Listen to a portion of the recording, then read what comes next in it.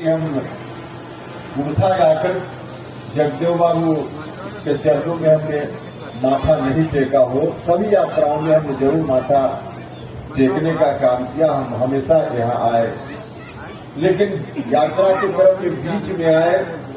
शुरुआत हमने चंपारण की धरती से हमेशा की। इस बार यह पहली यात्रा है हमारे पूरे राजनीतिक जीवन में जब हम यात्रा की शुरुआत मूर्धा की धरती से कर रहे हैं। जगदेव बाबू की धरती को सलाम करके, नमस्कार करके, प्रणाम करके हम कर रहे हैं। और यह तय हुआ था पटना में, सब साथियों ने मिलकर तय किया कि इस बार यहीं से शुरुआत करनी है। अब यहां पर है तो हरकत मत करिए।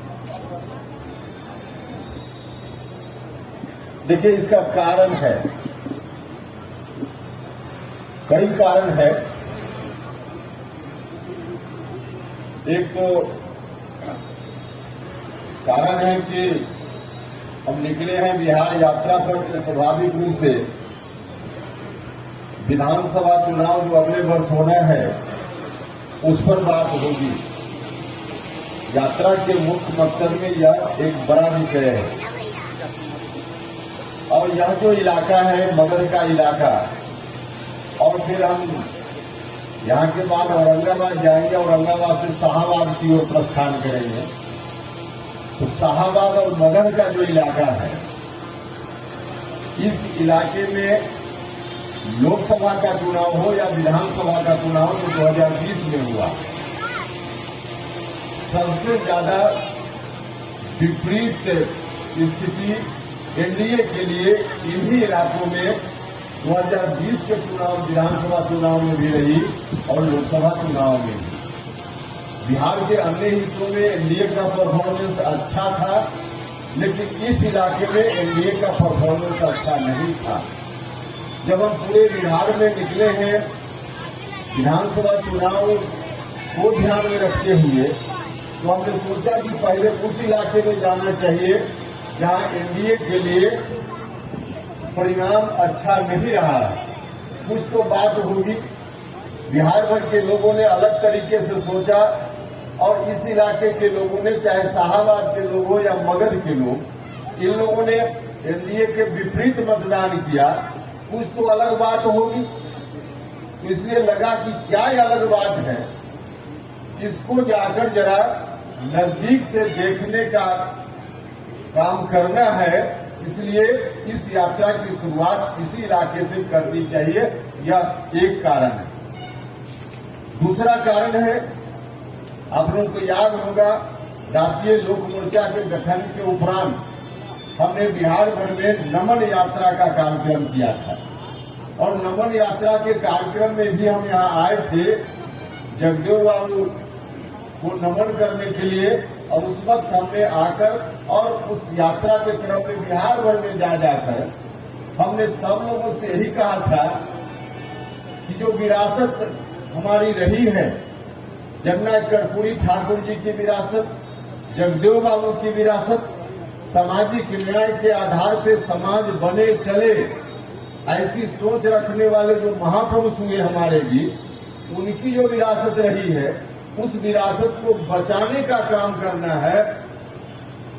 हमने उस वक्त आकर यही कहा था। उस नमन यात्रा के माध्यम से, उस यात्रा का नाम ही था विरासत बचाओ नमन यात्रा। उस वक्त हमने आकर आपसे भी यही कहा था।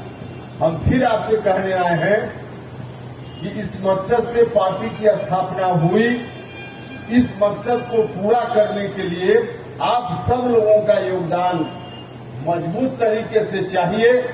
जगदेव बाबू के जो लोग हैं वही अगर भटक जाएंगे तो इस विरासत को बचाने में बड़ी कठिनाई होगी।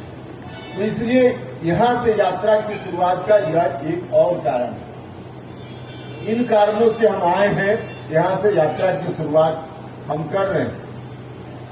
भाइयों और बहनों, अब विधानसभा का जब चुनाव होना है तो स्वाभाविक रूप से हम सब लोगों को कुछ चीजों पर ध्यान रखना पड़ेगा। हमने देखा है लोकसभा चुनाव में, और लोकसभा चुनाव के बाद भी कुछ लोग लगे हुए हैं कि आपको बरगला दे, उस वक्त भी कुछ लोगों ने आपको भ्रम में रखने का काम किया और इस काम में, इस साजिश में कुछ लोग सफल हो गए और उनको लगता है कि फिर से इस साजिश में हम सफल हो जाएं, इसके लिए आपको दिग्भ्रमित करने की कोशिश हो रही है। हम आपसे कहने आए हैं कि विरासत को बचाने का यदि काम करना है और विरासत को बचाए बगैर हम जगदेव बाबू के सच्चे सिपाही अपने को नहीं मान सकते।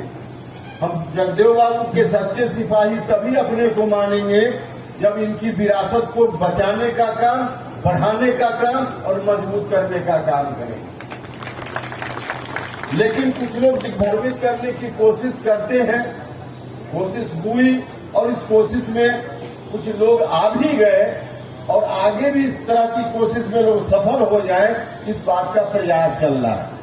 हम आपसे गुजारिश करने आए हैं, देखिए कई बार गलतफहमी के शिकार हम लोग हो जाते हैं। हम जिस विरासत की बात कर रहे हैं, हम जिस विचारधारा की बात कर रहे हैं, इस विचारधारा के साथ जो भी खड़ा रहेगा, जो भी खड़ा है इस विरासत के साथ, इस विचारधारा के साथ, जो भी इस विचारधारा को आगे बढ़ाने की बात कर रहा है ईमानदारी से, वही हमारा अपना आदमी है, चाहे वह किसी जात का हो, किसी धर्म का हो। कई बार गलतफहमी के शिकार हम बना लिए जाते, लोग बता देते हैं